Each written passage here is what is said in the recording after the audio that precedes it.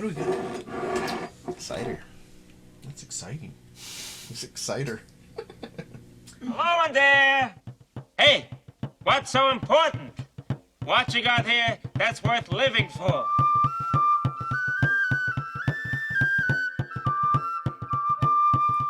Hello, my name is Paul McNeil. This is my brother Judah, and this is To Blathe, a video podcast of sorts that we're starting out. Judah done a lot of different podcast type stuff, and he's going to be helping me out. Yeah, I think this is exciting, man. I've been wanting Paul to do this for a long time. Well, so here we are in a 1959 camper. Mm-hmm. This is going to be my mobile studio, and I'll be driving around. Mostly I'm based out of Montana. Right now we're in Morehead City, North Carolina. It's beautiful weather outside. But the cool thing is I have the opportunity to meet with people and bring the studio to them. And so, question is what exactly To Blathe. To Blathe. To Blathe. We picked that name. If you're not familiar with the classic Princess Bride, You may hear us say it a million more times. it's really addicting. It's addicting. To Blathe. It's a bit of a go different ways, but the hero. I forgot about the double entendre of it. Because in Princess Bride, he's actually saying True love. true love. Yeah. True love. So he's mostly dead. They think he's dead. They bring him to Miracle Max, the Dread Pirate Roberts. He's died. Bring him Turns to out, Billy Crystal's Miracle Max. Miracle Max. And Miracle Max lets him know that he's mostly dead. Yeah. And they put a bellows in his mouth and ask him, what's so important? What do you have that's worth living for? And he says, what Miracle Max seems to think sounds like To Blathe. He distinctly said to blathe, and as we all know, to blathe means to bluff. Huh? So you're probably playing cards, and he cheated. Means to bluff. To bluff. To bluff is it? Anyway. I mean, you could get into that. Well, is bluffing lying? Yeah. Is it Is it- strategy? Because honestly, you look at a lot of fake news left and right these days, and part of it is along the strategy of bluffing, to bluff. But true love, at the end, maybe that's more worth it. So, the point of this show, it's going to be a little bit of, grab bag. I do sometimes want to have people on here just play some music, recite some poetry, talk a little bit about maybe their life, what they do, interesting people. But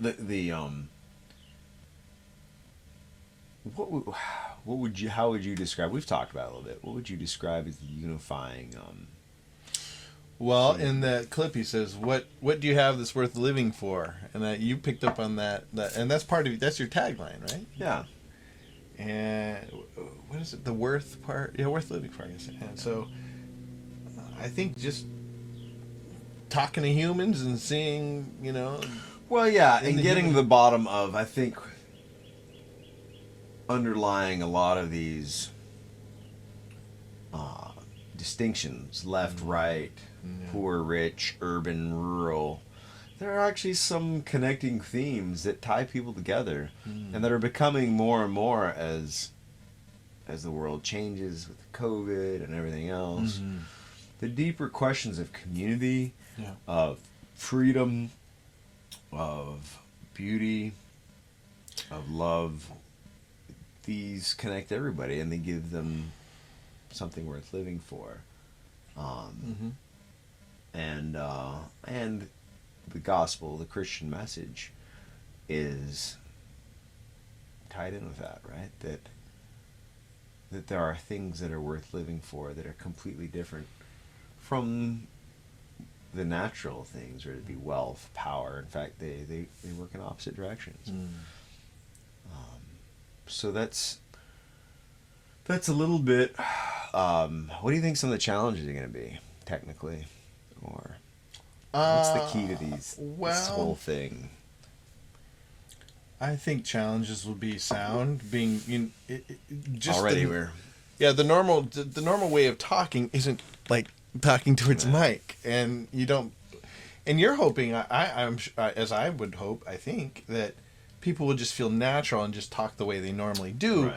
which can sometimes be mumbly bumbly, Sure. It's hard to get and just the limitations of being in an old camper without off the grid internet, or off the grid. Yeah. And that's one of the things that I'm exploring is the whole idea of off-gridness. Well, and you've always been somebody who brings together off-gridness with technology. Rural or rustic ideals with the opportunity Around the realities. Yeah. The realities of the technological world we're in. The tools of technology. Because, I mean, I love the pioneer lifestyle. I love the ideas of off the grid, in the woods, man against nature, family against nature. And so I'm fascinated by this sort of third wave of back to the land movement. But you have to acknowledge the reality of the world we live in. Yeah. You can decide to dismiss the whole thing, and maybe someday I'll do that. I don't watch TV. I don't, I'm very disconnected. I don't have a cell phone. But for now, I engage the technologically advanced world. Now, there are whole communities that don't. Yeah. And I'd like to talk with some of them and really explore. Maybe that's, we could look back years from now at a small, brief time when everybody was so saturated with screens and whatever as a blip, and people went back. They didn't like it. And you think about, look at like our cousins. We have some cousins, sure they have cell phones, but they're so connected to their nearby world, their friends and their little community in their area, which offers a lot. I'm thinking our cousins in LA area. They don't have Facebook. They don't have that stuff. Because that stuff's actually a little bit more useful with people who live in the middle of nowhere or whatever. True. It's true. You don't really... Why do you need Facebook? Your friends are all around you, And I think if people were able to rebuild communities intentionally... So you want to rebuild communities? Well, I want to... Yeah, I think... Bridge. Well, I think the question of how to build communities is really important right now. Because the last 100 years has seen a radical gutting of traditional communities, of neighborhoods, of families, of churches, of all the fabric of, normal society, starting with the car and then with other technological advancements, just totally upended it. And we can't pretend. I think there's a lot of pretending and wanting to go back. You can never go back. You can only go forward. And you can go forward in a way that rescues things from the past and reinvents it. Or, you can throw it all out the window. There's the Amish. There's a lot of traditional societies out there that have... They come with their own problems. Yeah. But anyway. Yeah. So you're looking at 3 segments here, or what? Just mix and match. Because, a lot of times it's going to be me. I'm not going to be able to have an interviewee all the time. Sometimes I'm going to have some great people, and I look forward to you guys. You're going to be really... You're going to be excited to hear some of the interesting people I'm going to be able to bring on the show. Sometimes I'm just going to have to share, the latest that I've, questions. I think, really, the angle is honing in on the right questions. It's not so much finding the right answers. It's honing in on asking, what are the right questions? Because I think the problem a lot of our lives is that we're finding the right answers to the wrong questions. It's good. I don't know. But I appreciate you helped me get set up. Hey, we're up and running. We're up and running to Blathe. And Jude will be helping me on on the back end, the technological stuff. Yeah. Consider me like Joe Rogan's Jamie. You don't watch it. Never seen another one. I'll be the producer in the background. Maybe. Yeah. Or you've never seen a Joe Rogan at all? Wow. I mean, maybe I will. I could. Maybe you shouldn't. Maybe I shouldn't. Keep it pure. And then whenever I see you, Yeah, know, I mean, we'll do little shows. well, hopefully have you today on the Not a Show.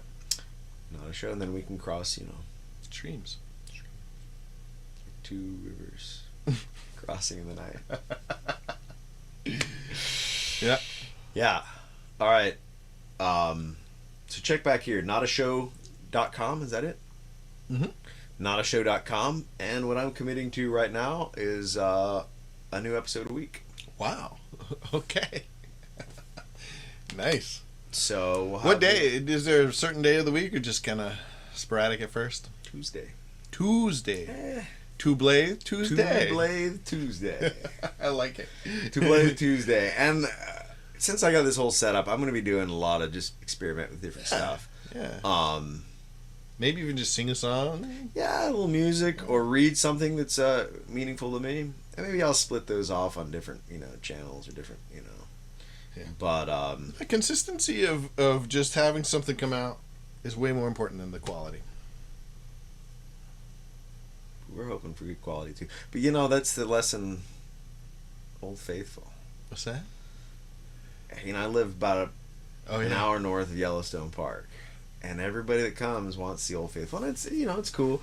But they tell you this isn't the tallest geyser. Yeah. This isn't the most voluminous geyser. But everybody goes Old Faithful. You know why? It's the most predictable geyser. Would you say it's faithful? One could say. Is that why they call it Old Faithful? Actually, we're going to change the show name. Forget to blame. We're calling this show New Old Faithful. Huh? New Faithful. New Faithful? Old Faithful's taken.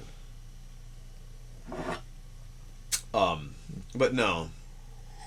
We're going to shoot for consistency. Okay. Like it. Consistent mediocrity. Like Old Faithful. We're going to cut that part out. I don't like that. Who wants to say their stuff is mediocre?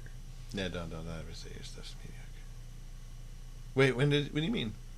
I just said my stuff is mediocre. Consistent mediocrity. No, what you want to say is, you're gonna be shooting for something that I'm shooting for may the not stars. always be a home run, but if everything's always a home run, people get tired of home runs. No, it's going to be a home run every time. Okay. Expect nothing but home runs. It's going to be like freaking Babe Ruth. Frankenbean. Are we rolling, Bob? What's that from?